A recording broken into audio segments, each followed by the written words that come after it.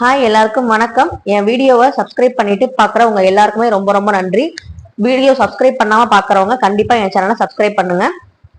இன்னைக்கு பாத்தீங்கன்னா ஞாயிற்றுக்கிழமையோட கூடிய பௌர்ணமி தினம். ரொம்ப ரொம்ப சிறப்பான நாள். பௌர்ணமி நாளே சிறப்பு தான், அதுலயும் ஞாயிற்றுக்கிழமையோட கூடிய பௌர்ணமிங்கனால மேலும் சிறப்பு. அது மட்டும் இல்லாம ஆடி ஞாயிறு இன்னமுமே சிறப்பு. அப்ப இந்த மூணுமே சிறப்பா இருக்கிற இடத்துல இன்னைக்கு நம்ம கொஞ்சம் அசைவத்தெல்லாம் தள்ளி வச்சுட்டு கொஞ்சம் இறை வழிபாடு செஞ்சோம்னா நமக்கு நிறைய நல்ல பலன்கள் கிடைக்கும். ஏன்னா பௌர்ணமி அப்ப பூமியில நிறைய பாசிட்டிவான அதிர்வலைகள் நடக்கும்.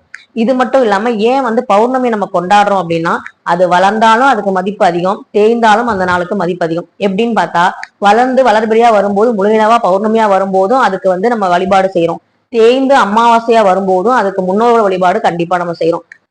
அப்படிப்பட்ட இந்த சிறப்பு வாய்ந்த பௌர்ணமிய நம்ம எப்படி சிறப்பா கொண்டாடலாம் அப்படின்னு பார்க்கலாம். கடவுளை யாராவது பார்த்திருக்கீங்க அப்படின்னு சொல்லி கேட்டாங்கன்னா நீங்க என்ன சொல்லுவீங்க?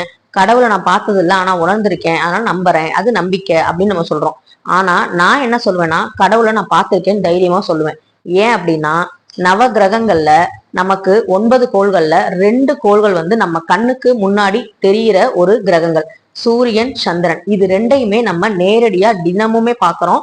தினமுமே அதுக்கு வழிபாடும் செய்யறோம். அதே மாதிரி சயின்ஸ் ரீதியாகவும் இந்த கோள்கள் என்னென்ன சிறப்பு வாய்ந்தது, சூரியன்ல என்னென்ன இருக்கு அப்படின்னு சொல்லி நம்ம ஒவ்வொரு நாளும் அப்டேட் ஆயிட்டே தான் இருக்கும். சோ அப்ப 2 பேருமே ஆன்மீகமும் அறிவியலும் ஒத்துக்கிற சூரியன் சந்திரனை நம்ம கண்களால பாக்குறனால கடவுள் கண்டிப்பா நம்ம கண்ணுக்கு தெரிகிறாரு.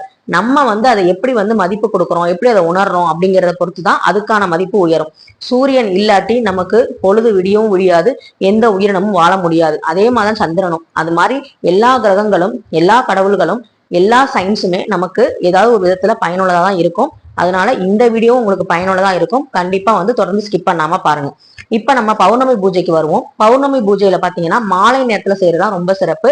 மாலை நேரத்துல சந்திரன் வந்ததுக்கு அப்புறம் இந்த வழிபாடு செய்யுங்க. முதல்ல செய்யறது நம்ம குலதெய்வ வழிபாடு செஞ்சா இன்னுமே சிறப்பு. பௌர்ணமி அன்னைக்கு குலதெய்வ வழிபாடு நீங்க வருஷத்துல ஒரு தடவை செய்றீங்க, இல்ல மாசத்துல ஒரு தடவை கும்பிடுறீங்கன்னா அதுக்கு பௌர்ணமி ரொம்ப ரொம்ப சிறப்பான நாள். அந்த நாள்ல நம்ம குலதெய்வ வழிபாடு செஞ்சோம்னா பூமியில நிறைய பாசிட்டிவான அதிர்வலைகள் நிறைய இருக்கும். அப்ப கடவுள்கள் எல்லாருக்குமே ஒரு பெரிய சக்தி, ஒரு ஆறா இருக்கும். அந்த சக்தியை நம்ம பெறதுக்காக தான் இந்த மாதிரி நாட்கள்ல கோவிலுக்கு போங்க, அசைவம் சாப்பிடாதீங்க, இந்த மாதிரி பூஜைகள் பண்ணுங்க, ஒரு நிலையிலான ஒரு இடத்துல உட்காந்து ஒரு தியானம் பண்ணுங்க அப்படின்னு நம்ம சொல்றதுனால இதுதான் காரணம். நம்ம அந்த சக்தியை முழுமையா பெறணும். அந்த காலத்துல பாத்தீங்கன்னா விளக்குகள், தெரு விளக்குகள் எதுவுமே கிடையாது.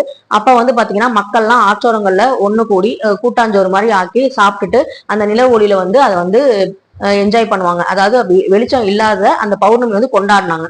இப்ப நம்ம லைட் எல்லாமே வந்துருச்சு. அதனால அதோட பெருமை நமக்கு தெரியாம போறதில்ல. இன்னமுமே நம்ம சித்ரா பௌர்ணமி இந்த மாதிரி விசேஷ நாட்கள்ல நம்ம மாடியில, மொட்டை மாடியில உட்காந்து சில குடும்பங்கள் சாப்பிட்றது வழக்கமா வச்சிருக்காங்க.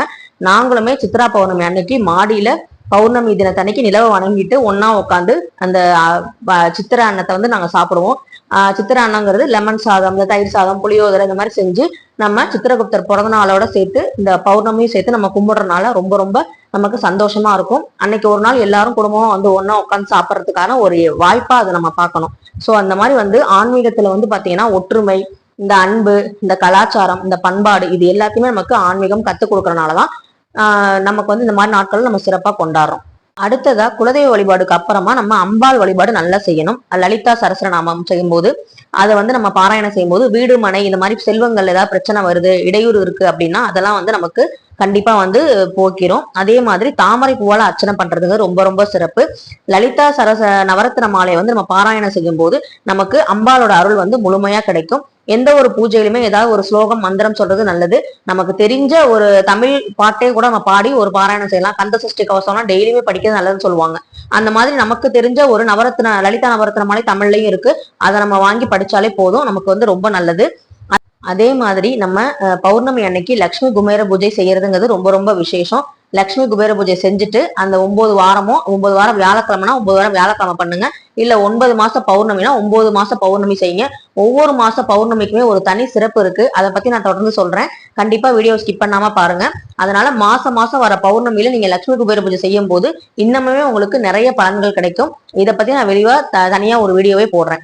அதுக்கப்புறம் பாத்தீங்கன்னா நமக்கு நவகிரகத்துல சந்திரன் நமக்கு மனக்குழப்பத்தை நிவர்த்தி செய்யறது, மனக்குழப்பம் ஏற்படுறதுக்கு சந்திர தசை சரியா நடக்காது, இது மாதிரிதான் சொல்லுவாங்க. சந்திரனாலே மனம் தான், அதாவது குழப்பம்லாம் இல்லாம தெளிவா இருக்கிறது தான் சந்திர திசை நடக்கணும். நல்ல திசையா இருந்தா நமக்கு தெளிவா இருக்கும்.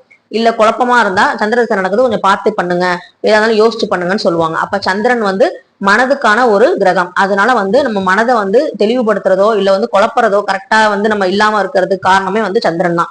அப்ப சந்திர திசை நடக்கிறவங்க கண்டிப்பா வந்து சந்திர பகவானா நம்ம வணங்குறது ரொம்ப ரொம்ப நல்லது. அதுக்கு இந்த பௌர்ணமி ரொம்ப ரொம்ப விசேஷம். சந்திரனாலே நம்ம என்ன நமக்கு ஞாபகம் வரும்னா நம்ம சிவபெருமான் தான் ஞாபகம் வருவாங்க. அன்னைக்கு வந்து கிரிவலம் பண்றதுங்கிறது ரொம்ப ரொம்ப நமக்கு பிடிக்கும். நிறைய பேர் வந்து செஞ்சுக்கிட்டு இருக்காங்க. இது வரைக்கும் நான் செஞ்சது இல்லை, ஆனா செய்யணும்னு எனக்கு ரொம்ப ஆசை. அது என்னைக்கு சிவன் உத்தரவு கொடுக்குறாரோ அன்னைக்குதான் செய்ய முடியும். நம்மளா போய் எல்லாமே வந்து செஞ்சிட முடியாது. கடவுள் உத்தரவு இருந்தா மட்டும்தான் எல்லாமே நடக்கும். அந்த சிவபெருமானுக்கு இந்த கிரிவலம் செய்யும் போது சித்தர்களோட அருளும் நமக்கு கிடைக்கும். அதே மாதிரி அந்த இயற்கை சூழல், அந்த நமக்கு போகும்போது ஒரு மனசு நிம்மதி எல்லாமே சேர்ந்து கிடைக்கும். இந்த பௌர்ணமி நிலவுல பாசிட்டிவ் அந்த அதிர்வலைகள் வந்து முழுமையா நமக்கு கிடைக்கணுங்கிறதுக்காக தான் இந்த மாதிரி வழிபாடுகள்லாம் வந்து வச்சிருக்காங்க. அப்ப வந்து இந்த மாதிரி யூடியூப் சேனல், இந்த மாதிரி டிவி, இந்த மாதிரி விஷயங்கள்லாம் இல்ல, அதனால நமக்கு தெரியல. ஆனா இதை செஞ்சுக்கிட்டு இருந்தாங்க முன்னோர்கள். அதனாலதான் இவ்வளவு விஷயங்கள் தெரியுது. இதெல்லாம் யாராவது ஒருத்தர் சொல்லி வச்சனாலதான் நம்ம எல்லாருமே இதை கடைபிடிச்சிட்டு இருக்கோம். இல்லைன்னா நமக்கு எப்படி இதெல்லாம் தெரியும்? அதனால வந்து யூடியூப் இருக்கனால எல்லாரும் ஆளுக்கு ஒண்ணு சொல்றாங்க அப்படின்னு பத்தி நினைக்காதீங்க. நிறைய நல்ல விஷயங்களை தேடி தேடி போய் நம்ம தான் பார்க்கணும். அதுதான் வந்து சிறப்பு. நமக்கு தெரியாத இந்த ஜென்ரேஷனுக்கு தெரியாத விஷயங்களை நம்மள மாதிரி நமக்கே வந்து பாதிதான் தெரியும். நமக்கு தெரியாத விஷயங்களே நிறைய இருக்கும். அதெல்லாம் வந்து இது மாதிரி கத்துக்கிட்டு நம்ம ஒவ்வொன்றா வந்து நம்ம சொல்லும் போது நம்ம குடும்பத்து பாரம்பரிய அந்த பூஜை வழிபாடெல்லாம் வந்து அடுத்த ஜென்ரேஷனுக்கு அப்படியே வந்து நம்ம கொடுக்குற மாதிரி இருக்கும். அதுதான் வந்து நல்லது. அது வந்து என்னைக்குமே வந்து பாத்தீங்கன்னா நம்ம எவ்வளவுதான் பெரிய பெரிய கோயில்களுக்கு போனாலும் சரி, எவ்வளவு பெரிய விசேஷத்துக்கு போனாலும் சரி, நம்ம குலதெய்வ வழிபாடுங்கிறது நம்ம சந்ததியினருக்கு கண்டிப்பா தெரியணும். அது தெரிஞ்சா மட்டும்தான் மற்ற தெய்வங்கள்லாம் வரும். எல்லாமே இருக்கு, பணம் இருக்கு, காசு இருக்கு, ஆனா நிம்மதி இல்லை அப்படின்னா அதுக்கு காரணம் குலதெய்வத்தோட அருள் நம்ம கிட்ட இல்லைங்கிறது தான். அதனால வந்து அவங்கள வழிபாடு செய்யறதுக்கு உகந்த நாள், லட்சுமி குபேர பூஜை செய்யறதுக்கு உகந்த நாள், அம்பாள் வழிபாடு செய்ய உகந்த நாள் ஆடி, ஞாயிறு, பௌர்ணமி மூணுமே ஒன்னா சேர்ந்து வந்திருக்கு. அப்ப மிக மிக சிறப்பு வாய்ந்த இந்த நாளை நீங்க மிஸ் பண்ணிடாதீங்க. இப்ப ஒவ்வொரு மாசத்துக்கும் உள்ள வர பௌர்ணமிக்கு என்னென்ன சிறப்புன்னு பார்க்கலாம். சித்திரை மாசம் வந்து சித்ரா பௌர்ணமி எல்லாருக்குமே தெரியும். அதான் வந்து நீங்க பாத்துட்டு இருக்கீங்க, மாடியில வந்து நான் பூஜை பண்ணிட்டு இருக்கேன். அது வந்து பாத்தீங்கன்னா சித்திரகுப்தர் வந்து பிறந்த தினம். அன்னைக்கு வந்து நம்ம பாவ கணக்கு எல்லாமே வந்து எழுதுறவரே அவர் தான். யார் யார் என்னென்ன பண்ணிருக்காங்கன்னு சொல்லி நோட் பண்ற ஒரு வாத்தியார் அவர் தான். அவரு வந்து வணங்குற நாள். அதனால வந்து நமக்கு ரொம்ப சிறப்பு. அன்னைக்கு வந்து நோட்டு புத்தகம் யாருக்காவது நம்ம தானம் பண்றது ரொம்ப ரொம்ப நல்லது. அதுக்கப்புறம் பாத்தீங்கன்னா வைகாசி மாசம் பாத்தீங்கன்னா வைகாசி பௌர்ணமியை வந்து வைகாசி விசாகமா கொண்டாடுறோம். அது முருகனுக்கு உகந்த நாள். முருகன் அவதரித்த நாள். தீமைகள் அழிஞ்சு நன்மை வந்து நிலைக்கிற வந்து ஒரு நாளாக அது வந்து நம்ம பண்றோம். திருமண பாக்கியம் வென்றவங்க வைகாசி விசாகத்தன்னைக்கு நம்ம வந்து விரதம் இருக்கலாம். ஆணி மாதம் வந்து பாத்தீங்கன்னா சாவித்திரி விரதம்னு சொல்லுவாங்க. குழந்தை பாக்கியத்துக்காக சொல்லுவாங்க. திருவையாற்றுல வந்து மிகவும் சிறப்பா இதை வந்து கொண்டாடுவாங்க. முக்கணிகளை மா, பலா, வாழை வச்சு அம்பாளுக்கு வந்து நம்ம வந்து நெய்வேத்தியம் பண்ணுவாங்க. ஆடி மாசம் வந்து பாத்தீங்கன்னா காக்கும் கடவுளான கலிவர்தனுக்கு உகந்த பௌர்ணமி. அன்னைக்கு வந்து காஞ்சிபுரத்துல ரொம்ப விசேஷமா இருக்கும். வளமும் நலமும் வந்து பெருகும். ஆவணி மாதம் வந்து பாத்தீங்கன்னா ரட்சாபந்தன் அப்படின்னு சொல்லுவாங்க. ஆவணி அவிட்டம், இந்த பூநூல் மாத்துறது அந்த மாதிரி விஷயங்கள் பண்ணுவாங்க.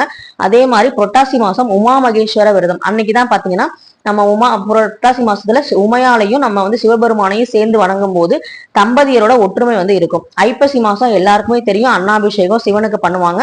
அப்படி பண்ணும் போது தானியம் பெருகி வந்து பசிப்பினி போக்குங்கிறது ரொம்ப ரொம்ப நமக்கு எல்லாத்துக்கும் தெரிஞ்ச ஒரு நல்ல விஷயம். கார்த்திகை தீபம்ங்கிறது நம்ம எல்லாருக்குமே தெரியும். கார்த்திகை மாத பௌர்ணமி தான் கார்த்திகை தீபம் நம்ம கொண்டாடுறோம். அன்னைக்கு கிரிவலம் வர்றது வந்து ரொம்ப ரொம்ப சிறப்பு வாய்ந்தது. அடுத்தது மார்கழி மாசத்துல வர்ற பௌர்ணமி வந்து திருவாதிரை விரதம் சொல்றோம்.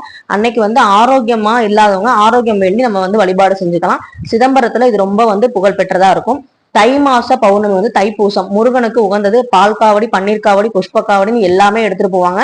அந்த பௌர்ணமி வந்து அனைத்து நன்மையும் கிடைக்கும் தை மாச பௌர்ணமியில. மாசி பௌர்ணமி பத்தி சொல்லவே வேணாம். மாசி மகம்னு தனியா சிறப்பே அதுக்கு இருக்கு. துன்பம் விலகி இன்பம் கிட்டுற ஒரு பௌர்ணமி. பங்குனி மாச பௌர்ணமி தான் பங்குனி உத்திரம் சொல்லுவோம். முருகனுக்கும் உகந்த நாள்.